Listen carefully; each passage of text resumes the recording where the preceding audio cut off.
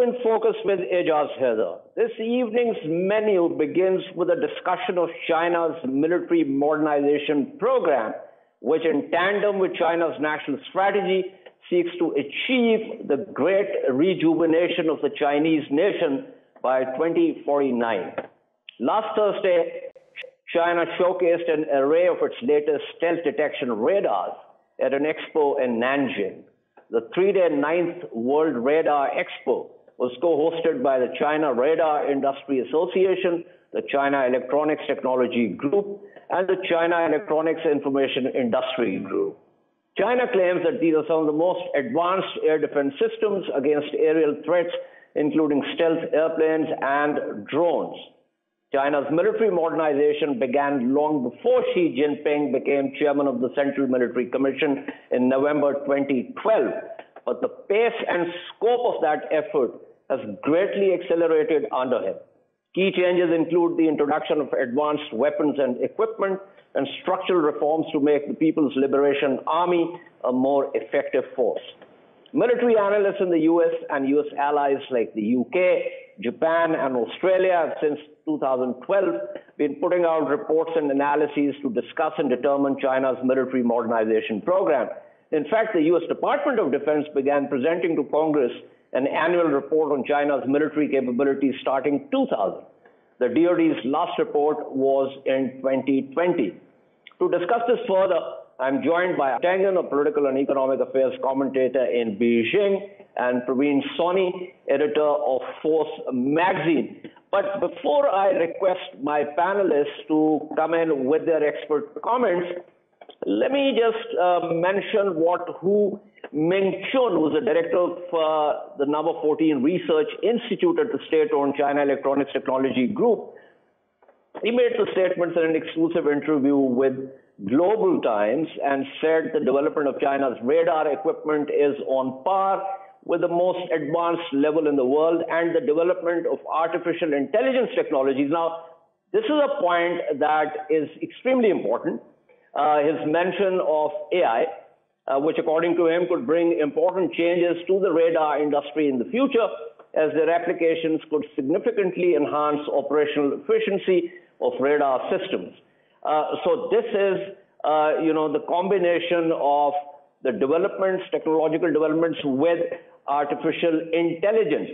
One other important thing that needs to be looked at has to do with what I said, the great rejuvenation of the Chinese nation.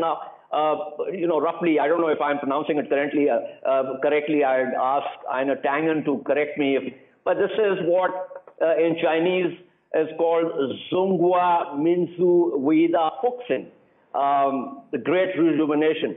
And this has to do with what Xi and his colleagues have talked about on periods of Chinese weakness, such as the era of imperial decline in the late 19th century and the Japanese occupation in the 1930s and 1940s. And according to some reports, in Xi's own words, and I'm quoting from what he said, nation's backwardness in military affairs has a profound influence on a nation's security. I often peruse the annals of modern Chinese history and feel heartbroken at the tragic scenes of us being beaten because of our inaptitude. Such humiliations, in his view, should never be repeated. So anyway, time to get to my panel of experts, starting with Einar Tangen. Einar Tangen, a word about the Chinese sense of history, especially the century of humiliation, and how much of that actually goes into the current modernization, whether it's on the civilian side, whether it's on the military side, and also a combination where one informs the other and complements the other. Well, at one time, China led the world in GDP. It was, in its own mind, the center of the civilized world. It had astronomy, silks, etc. They also had gunpowder, but it was perfected in the West. What you have here is a century of humiliation, but add on top of that what they see as kind of semi-colonial threats from the United States. And what I mean by that is this kind of containment strategy. China does not want to be contained. No country does.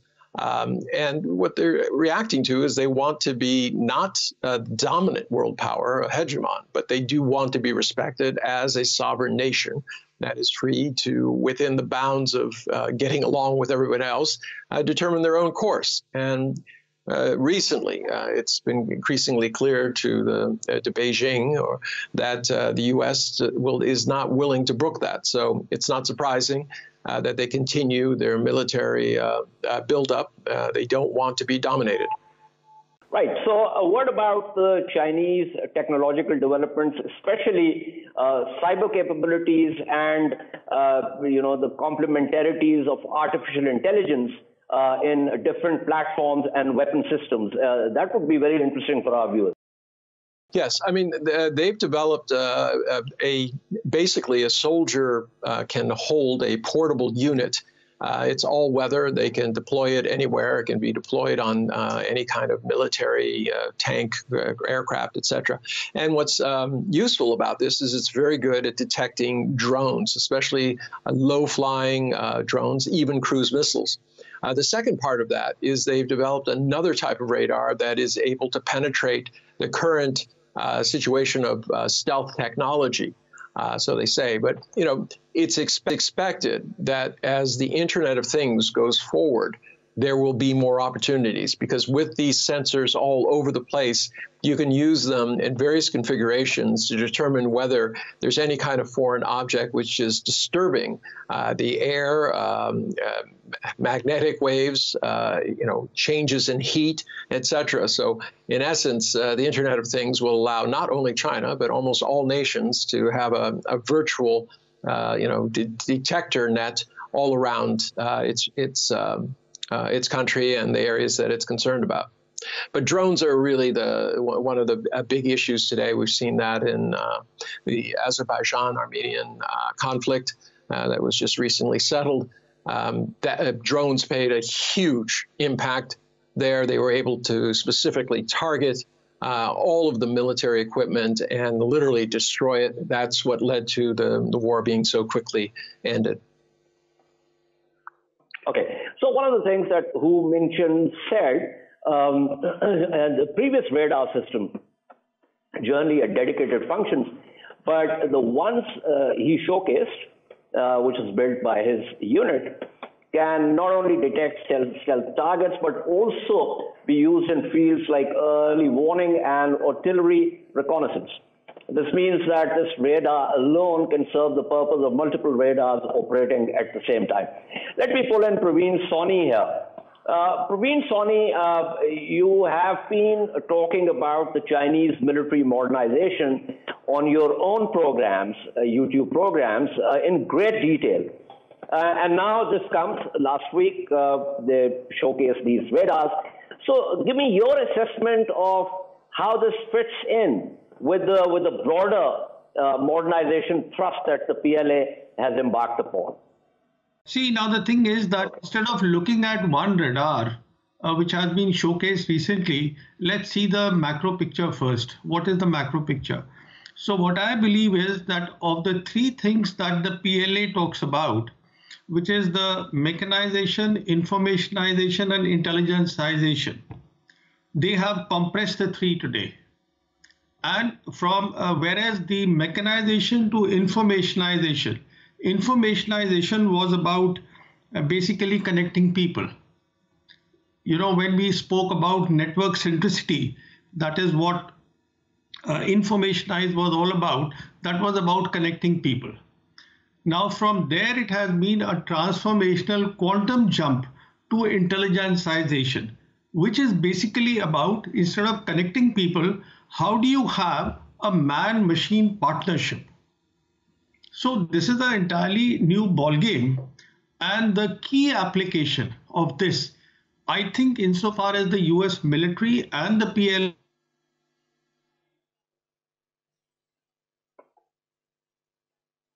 user advantage, will be what your other panelists also referred to as the Internet of Things. Let me call it the military Internet of Things. So that will be the key application. And the key technologies which will go into it are 5G, then you have machine learning, cloud, basically edge computing, then data analytics, advanced robotics, and intelligence software. I believe that in all these areas, today the PLA is well ahead of, because they are doing a lot of experimentation.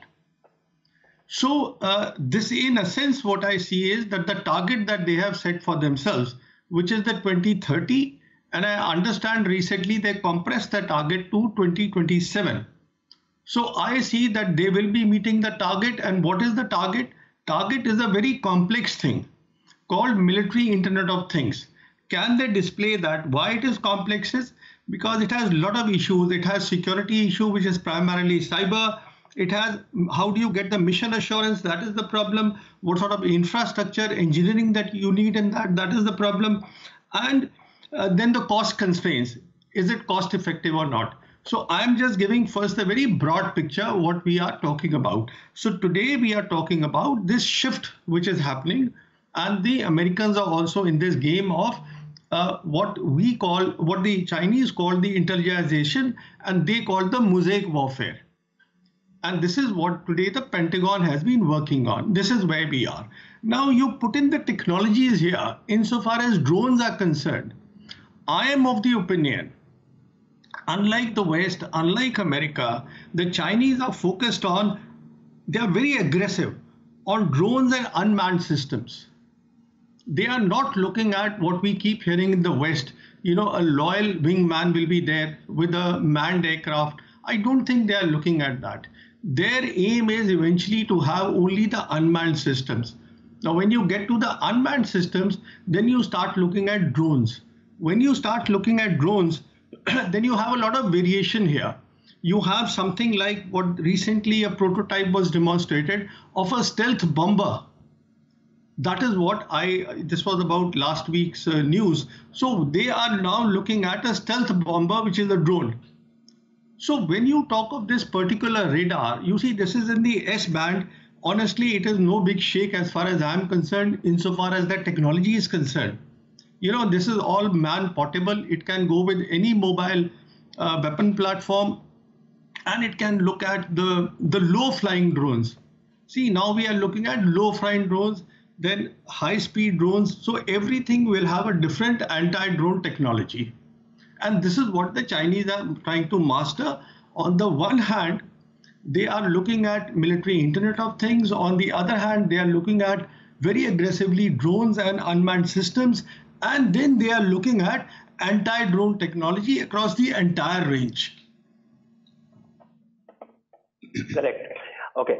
Let me, before I go back to Einar Tangen, point out to the viewers that the 2020 annual U.S. Department of Defense report to Congress on China's military modernization identified 3 areas in which, according to the report, China is already ahead of the United States. One has to do with shipbuilding. The other is about land-based conventional ballistic and cruise missiles. And the third, in some ways, which we're talking about, is the integrated air defense systems. So these are the 3 areas, but it seems that this report is already lagging behind in some of the areas where the PLA has already advanced. So, Einar Tangen, whenever I talk to the Chinese experts, they always stress the point that whatever China is doing is purely for self-defense.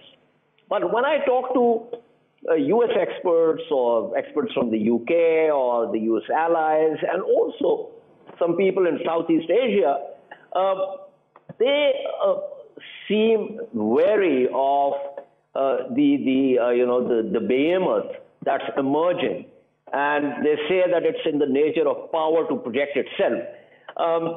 Now, this is obviously, there is a discrepancy between how the Chinese present China's modernization and how the adversaries and also the neighbors look at the Chinese power. Would you like to shed some light on this difference of perception? Yes, I mean, Often, with Donald Trump, he used to accuse everyone of being a liar and being, a thief. And he would often, as I say, accuse others of doing things he had done or intended to do. And unfortunately, this is a very human tendency. So you have the U.S., which has 800 military bases around the world, 400 in Asia. Which is saying that China is trying to project power, but China only has 2 bases, and they don't seem intent on having lots and lots more. Now, let's look at the reality of the situation. If there was any kind of cutoff of trade, some sort of blockade in the South China Seas or anywhere around there, it would be China that would be hurt, not the U.S. China, they would not be able to buy U.S. things. I mean, U.S. would not be able to buy Chinese things, but the Chinese economy, which is so dependent on outside resources coming in and then adding value and shipping, finished goods outside, they would be the one crippled. So the idea that China would somehow create a blockade is silly. It would be committing suicide. We've seen that the Chinese, above all things, are very, very careful. They plan everything out. They don't do things which are trying to hurt themselves. But they are reacting to the U.S., which is, with these naval freedom of navigation patrols, basically everywhere they can possibly do it in order to provoke China. The situation with Japan selling them more arms, this type of thing. So I think it's quite clear who the aggressor is here. China is reacting to it, and every time they react, the U.S. says, "Oh, they're being aggressive." Ajaz, if I came up to you, punched you, and kicked you, and then you tried to fend me off, I could say, "Well, you trying to fend me off is aggressive. How dare you?" And then I could punch and kick you some more. I think that's pretty transparent at this point. China, as we said earlier, is reacting to a period of time in which they're humiliated, and they don't want to be humiliated again. I think that's true with all nations. India is still suffering under, the humiliation of the '62 war, which I wish never happened, because that humiliation stands in the way of a peaceful resolution. So at this point, China they're reacting to the U.S. I think it would be better for them if they got ahead of the U.S. in terms of not, letting their buttons be pushed on every single issue. China is an economic behemoth. Their power will rise with their economy and living well. As they say in the West, living well is the best revenge. And I think that's where China can literally, outpace the U.S. Thank you. That was Einar Tangen speaking with us. Let me go back to Pravin Sawhney. Pravin Sawhney, in passing, Einar Tangen also talked about 1962, and we have recently seen the tensions at the line of actual control in Ladakh. You've also been talking about, preparations and force configurations on both sides. Now, given China's military modernization and given the fact that while there has been disengagement in Pangong Tso, there are certain other nodal points where there has been no disengagement. India now has to hard man the line of actual control. And given India's own military posture, how do you look at the force configurations and the chances of, in the event of a hot conflict again, the chances of India against China? So, first of all, I don't think I foresee any hot war. I completely rule that out. And what we are having today on the border with China is a permanent PLA threat. This threat will not go away, it stays there. Now, it could do a variety of things the PLA does with this threat. One is, of course, military coercion. Second is it gives them the opportunity to train for the war that they eventually may want to fight, because after all, when you have military, when you have a Western Theatre Command, you have military there, you have the military which now thinks it is their permanent habitat, it is their operational base. They're not just sitting there for nothing. Something will happen, but I don't see anything happening right now. So what is happening right now is basically it is the pressure of excellent border management of the PLA that the Indian military is trying to grapple with. So all that we are seeing today is that the Indian side is trying to see they don't ingress any further, they don't take away any more territory. So this is the weight of the excellent border management that they have built up over the last 20 years after the visit of Prime Minister Rajiv Gandhi in December 1988, when he met their leader Deng Xiaoping. After that, it was agreed that yes, we will have peace and border will not be the central issue, but they continued with their border management. So this is where things stand today, and this is giving them an excellent opportunity, and they are doing it.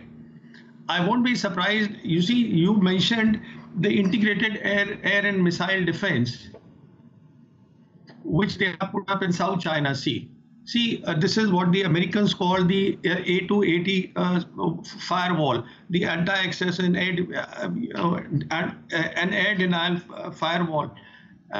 And what they call is the counter-intervention strategy. So a bit of that they are also building up here, because last week, or maybe about 3 days back, there was a report which said that now they are exercising with their air defense equipment they have gotten from the army under the PLAF. So the long and short is, step by step, they are moving towards enhancing the level of threat. It is, I'm talking of the threat escalation. I'm not talking war at all. Why I'm not talking war is, the reason for that is, Izad, because if you have so much of a differential in manpower, then rest be assured the country which is at the higher end does the war control. There is nothing called an escalation ladder thereafter. So that is what is my fear, and that is what I see happening over the next 5 years. One final question, Pravin, Sawhney. Given the differential in economy, given the pace at which the PLA is modernizing, and you know that what you're saying clearly implies that the asymmetries will increase. Do you think, or do you fear that it could reach a point where strategies of coercion kick into play? I mean, because that's the kind of scenario in which the stronger power does not really need a hot conflict to be able to, essentially get the adversary to concede to its demands. I don't think that will happen, because if we are talking about a war where territory is involved, now even if you do the cyber war, the point is that yes, it will put pressure on the political leadership, but nobody is buckling down so fast. So a war will be required. The question is, that will depend on the political, the thinking, the strategy, so long as the capability is in place. That is the critical part when you see the military dynamics, that yes, they are building up a capability. And there are enough reasons where the Chinese are getting very disturbed about the role that they seem to be thinking that India is playing a very anti-China role. You see, so there are reasons for that. And my fear is that while they build up their capabilities for a certain type of war, and that certain war will be the intelligence-sized war, they are building up a capability for that. On the other hand, the political will seems to be moving towards perhaps nothing happening through dialogue and perhaps a use of force. So that is, in my assessment, is where the two countries could be heading, unless of course something drastic happens and they are able to cooperate with one another. Right. Excellent intervention. Thank you so much. That was Pravin Sawhney speaking with us. Joining me now is Dr. Kamran Bokhari, Director of Analytical Development at the New Lines Institute for Strategy and Policy. Kamran Bokhari, thank you as always for being on the program. So you're talking about the Chinese military modernization. Of course, last Thursday, China showcased an array of its latest stealth detection radars at an expo in Nanjing.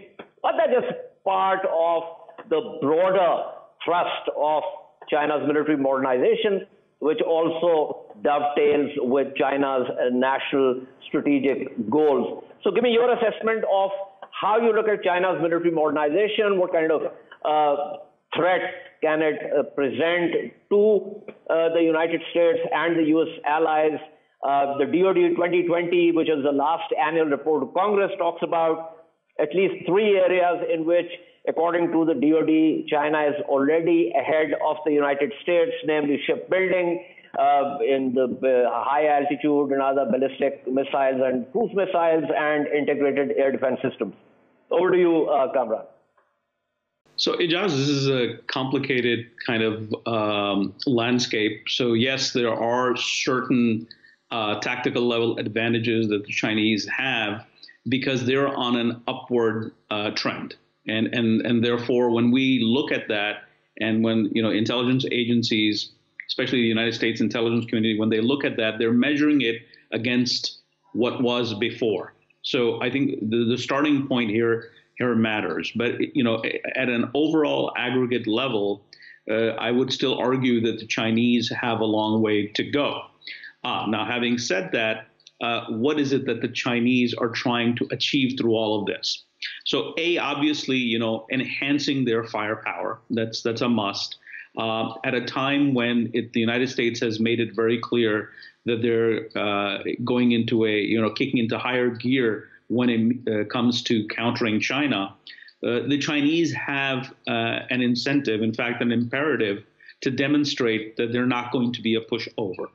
And so they have to demonstrate that through carefully calibrated, moves, as well as showcasing of capability. That look, we're not going to be an easy thing if you think that. So how do they do that? So there's obviously the shipbuilding capability that they're saying, okay, you may have a global naval presence and capability, but we're also rapidly increasing our blue water navigation capabilities. But anybody who knows about blue water navigation also will tell you that it's one thing to have shiny ships and vessels. It's another thing to be able to field them, across long distances. You need admirals. You need the humanware, if you will, to be able to conduct those kind of naval operations, and it comes with expertise. And the United States is still far ahead of that. Nonetheless, that's not what the Chinese are aiming for. The Chinese are not here to say, look, we're at par with the United States. Their signal and their messaging is very, very simple, that we're not a pushover. The one area in which they do have, I would say, the ability to move faster and quicker is on land. I was listening to your conversation with Pravin, and the Indians are concerned because that's what the Chinese are trying to demonstrate, that, look, we have the upper hand. You're relying on India to be part of the Quad and whatnot. But, we have them, if you will, we have them checked, if you will. Right. Now, let me get to the use of AI and cloud computing and the rest of it, where the Chinese are stealing a march, frankly, by all accounts. But to me, it seems, going back to what you were talking about, the naval power projection, that at the moment, it seems that China's thrust, what you say that we are not a pushover, has to do with developing the capability to a point where they can actually check the FONOPs by the U.S. and U.S. allied navies. Yes, I mean the AI and the entire IT industry, the tech, is obviously where China has made a lot of progress. There is a reason why there was so much uproar over Huawei and its relationship with the Chinese government and its use by Beijing to project power. So obviously, there is that component that is alarming the West, particularly the United States. But again, I would say that these are different pieces of the puzzle. There is the tech component, there is the hardware component, and then there is the humanware. And I think that, you can't look at them in isolation. They are all brought together in order to be able to project that kind of power, especially, we're talking in theoretical terms, because right now there is no active battlefield where all of these capabilities can be brought to bear and then tested for actual, battle space performance, against metrics. So I think that this is a conversation that has many parts to it, and that each part needs to be carefully examined. For now, I think, the nature of our, the conversation right now is unfortunately limiting, in that we don't just have the time to sort of look at each of them. But I just want to highlight that you can't look at one part in isolation. You have to integrate all of them to be able to say, okay, so what will the Chinese be capable of doing because they have this edge on tech? Correct. I agree with you, and you're also right in saying that we're short on time, so we can't look at all the various components and pieces of the puzzle. I intend to do that at some point in the future. But thank you so much. That was Dr. Kamran Bokhari speaking with us. We shall take a short break and return to discuss the fierce conversation in Iran following a leaked interview of Iran's Foreign Minister Javad Zarif. Stay with us.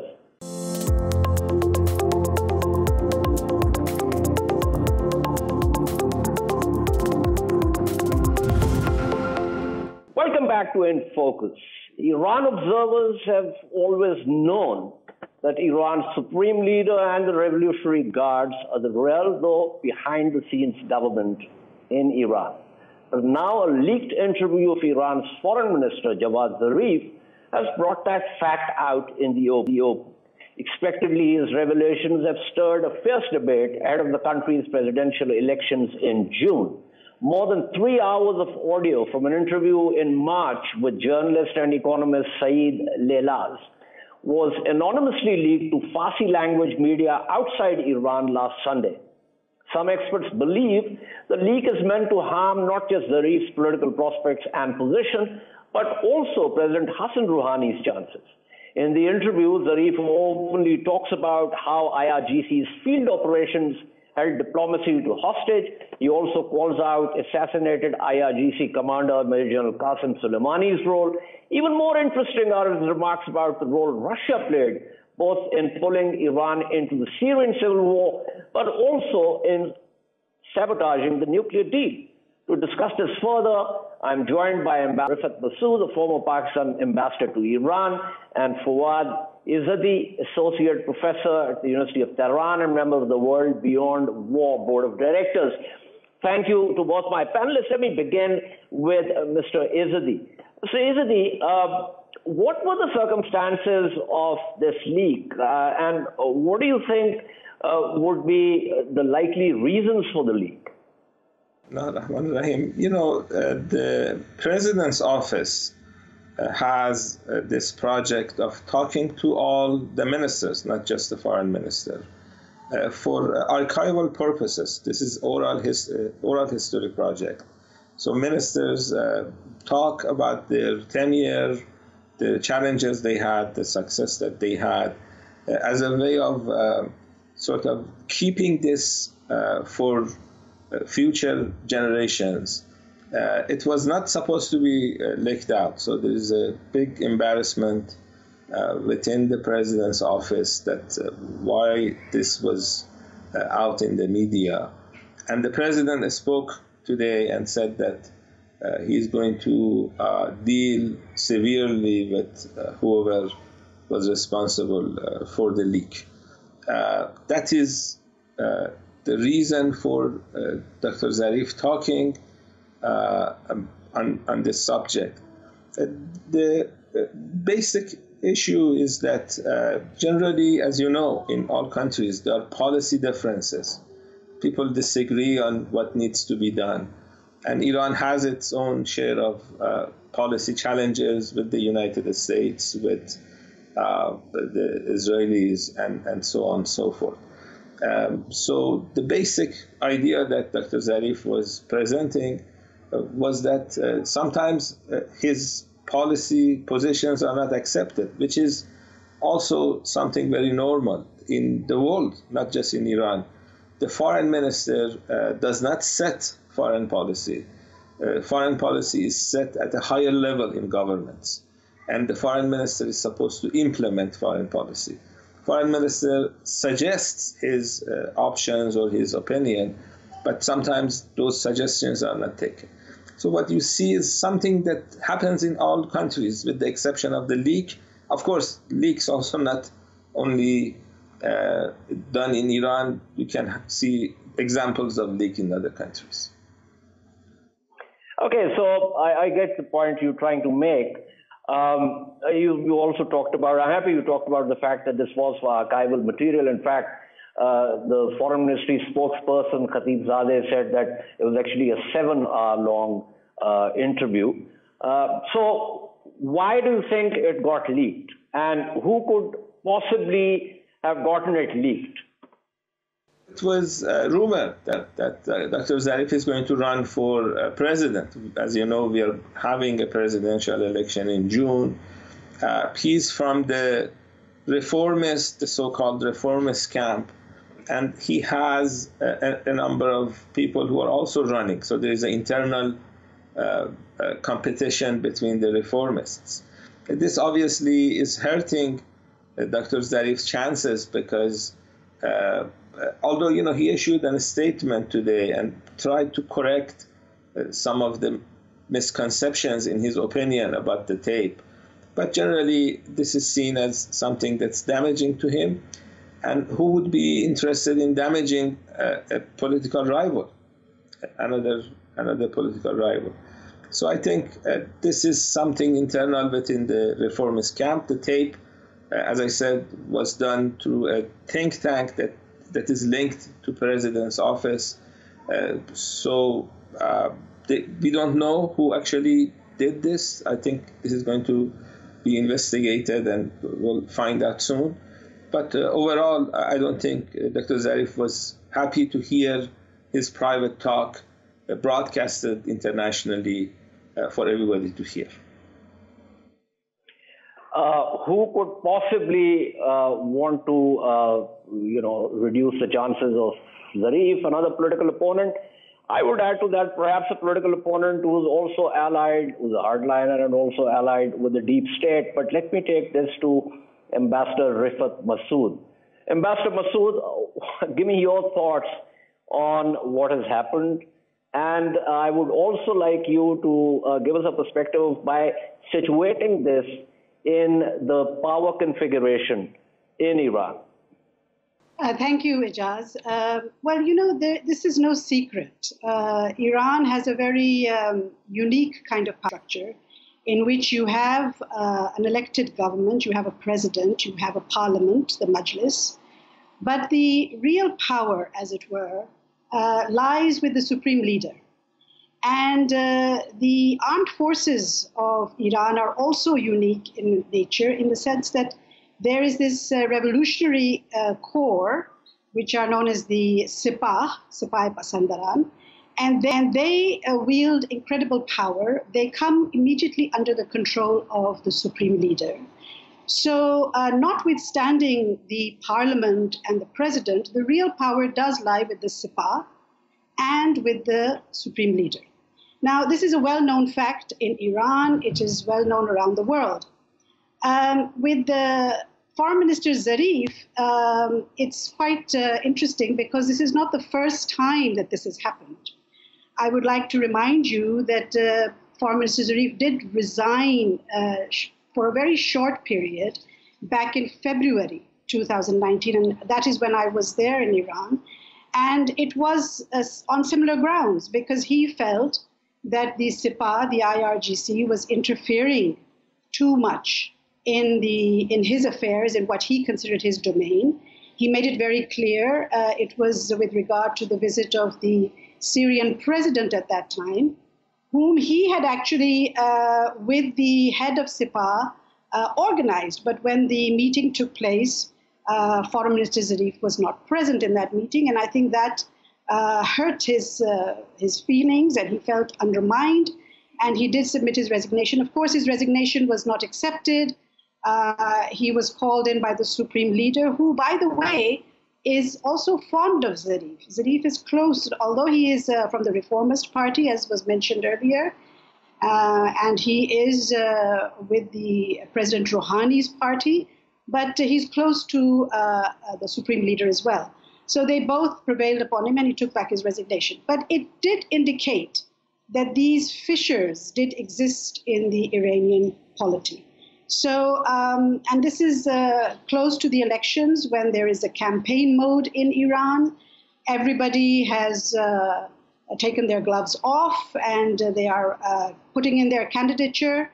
As history shows, there is a strong possibility of the hardliners coming back, which is maybe one of the reasons why this particular interview, which, as you said, was for archival purposes and not meant to be aired, was aired at this particular point to undermine Foreign Minister Zarif. Who knows? I mean, this is internal Iranian polity. There are a lot of intrigues going on, especially at the time of elections. We can only know when the results come in and whoever wins the elections. But it has actually damaged Zarif's, if he had any hopes of actually running for this position of presidency, it has damaged his position quite incredibly. What do you think, or if at all, any implications of, like, post-June, if the hardliners come into power, is that likely to impact the ongoing negotiations with reference to JCPOA?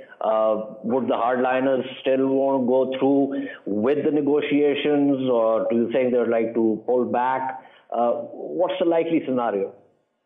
That's very interesting because, you see, the hardliners are traditionally against the JCPOA. They never supported it. They were the strongest opponents in Iran against this government for going ahead with it. And when President Trump pulled out of the JCPOA, they were the first ones to point fingers and say, see, we told you. And this includes the Supreme Leader also. He was also not inclined towards the JCPOA. But he was convinced by his president and his foreign minister and his government, and he went ahead with it. So yes, there will be some change, but you must also realize that years and years of sanctions in Iran has actually hurt that country economically and socially as well. And so hardliners, albeit they may be against the United States and against any kind of deal with the United States, they do understand the ground realities as well. And they know that with the crippling inflation and the economy the way it is, unemployment skyrocketing, they would want some kind of relief in the sanctions as well. And so there could be some bargaining. But yes, initially I think the hardliners would not want to negotiate with the United States on this nuclear deal. But I'll tell you something interesting. When I was in Iran and I talked about this to other European diplomats, especially those diplomats from the UK and France and Germany who were very active in this deal, they actually told me that perhaps it was better to wait for the hardliners to come into power and then negotiate this deal with them. Because, you see, they also realized that while negotiating with Rouhani and Zarif, they weren't getting anywhere because the hardliners were stepping in and thwarting all their efforts. So they said, well, perhaps it might be better to speak to them directly. Yeah, it's the same old, only Nixon can make peace with China argument. But yes, it's a very interesting, thought. Before I wrap up, let me go back to Foad. Izadi. Professor Izadi, one last question with reference to what Javad Zarif said about the Russian role, both in getting Iran involved into sending ground troops and also sabotaging the nuclear deal. What would you say to that? Well, he obviously feels that Russians don't want Iran and the West to get closer. The general logic behind that statement is that if Iran and the West resolve their differences, that's not going to be in line with Russian interests. And if you accept that logic, then Russians would not be too enthusiastic in helping resolve the differences. That's what he thinks. I beg to differ. I think the Russian government realizes that Iran relations with the West is not going to change for anytime soon. The differences, the difficulties are quite extensive. You have the Israelis that have a strong lobby in Washington and don't like to see a normalization of relations between Iran and the West. The Saudi lobby and some other countries are on the same page. And realizing this fact, Russians are interested in having some level of strategic relations with Iran.